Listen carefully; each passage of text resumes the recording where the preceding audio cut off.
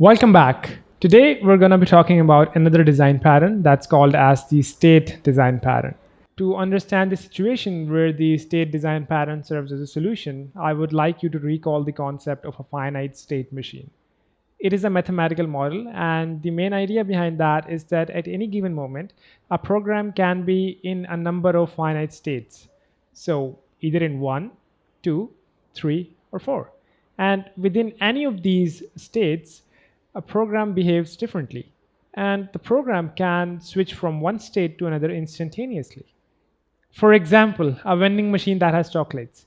At any given moment, this vending machine can be in one of the few states it has been programmed for.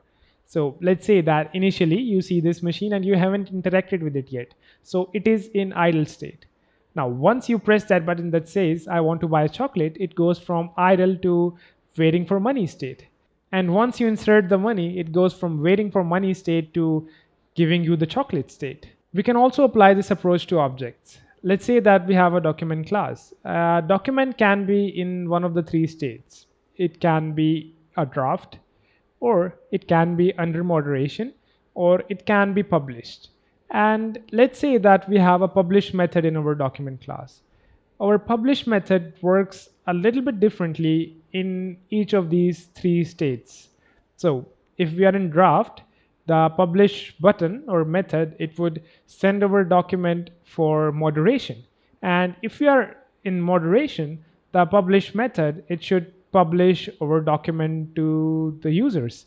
And if we are in the publish state, if the document is already published, and the publish method should do nothing. Now let's see how do we implement this. Going from a state machine point of view, there are usually a lot of conditional statements involved that decide the appropriate behavior based on the state of the object. Have a look at this pseudocode. We have a publish method, and in that method we are using a switch statement. It seems a pretty simple implementation, but once we start adding more and more states and state dependent behavior, our document class will become very difficult to maintain. And the problem gets bigger and bigger as the project evolves. It is very difficult to predict all the possible states and transition at the design state. Hence, a lean state machine that is built with a finite number of states, it can grow into a huge mess over time. This is the exact situation where the state design pattern serves as a solution. The state pattern is a behavioral design pattern, and it lets an object alter its behavior once its internal state changes. The state pattern suggests that we create separate classes for our states and extract all the state specific behavior to those classes. If you look at this image, we can see that we have different states and that they are separate from each other, and the way they are inserting themselves into the program and the way they are dictating the behavior. So this is the main idea behind the state design pattern. So if you look at the class diagram, we can see that instead of implementing all the state related behavior on its own, the main object, the document class in our case, it is having a reference to a state object, and it is delegating all the state related behavior to that state object. So we don't need to have a mess in our document class. Each time there is a new state that we need to introduce, we can just create a new class for that. Now that we have seen the class diagram and we know the basic theory behind the state design pattern, let's quickly jump into the implementation. For the implementation of the state design pattern, I'm using Visual Studio, and open in front of me is a .NET Core console application. And right now we have only one class that is printing hello world to the console. And I'll leave that here and I'll quickly create the classes that we need. So first of all, we will be needing the document class. So I'll create that document.cs. So we have a document class, and I'll also create an interface that's called as the state interface. So I'll create one and I'll call this state. So we have a new interface that's called a state. So what it does is that it has one method, that's the publish method. So I'll create the signature of that method here. So what this method does is that it will return a state. So every time we publish, so let's say that if we are in draft and we press the publish method or the button, so the state of the document, it should be changed from published to moderation. So that is the idea. Okay, so that is done. So I'll create the create new folder for states. So I'll call this folder as states, and then I'll add the classes. So the first state that we'll be having, it will be called as draft. So we have a draft class, and I'll quickly implement the state interface that we have. So there is the publish method. We'll add the implementation later. So I'll create another class. I'll call this the moderation class. So the document can either be in a draft state, or it can be in moderation, or it can be published. So these three states we need to create, and this moderation, we have implemented the interface.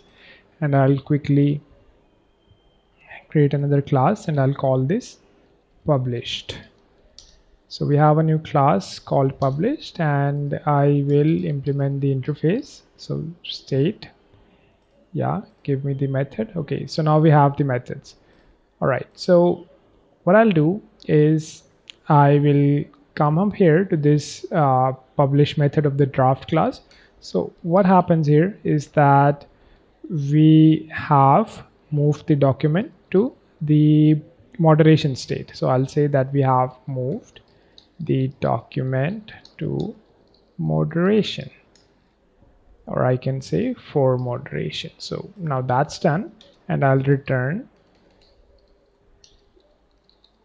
the moderation object. So this returned object, we can set that in the current state. So similarly, I'll come here and I'll copy these so we can reuse. Okay, so now once we are in moderation and we go to the publish method, so what should happen is that the document should be published on the internet. So we have published the document. So I'll say that, and I'll return the published method. And if I go to the publish state, so what happens here is that we don't want to do anything. So I'll just print that document is already published, can't do anything else.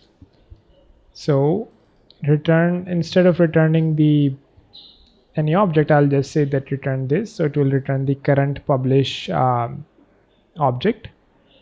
And now the states are done. So I'll go to the document class, and I'll create a state object over here. So I'll call this state. I'll say current state. Now that's done. I'll create a property.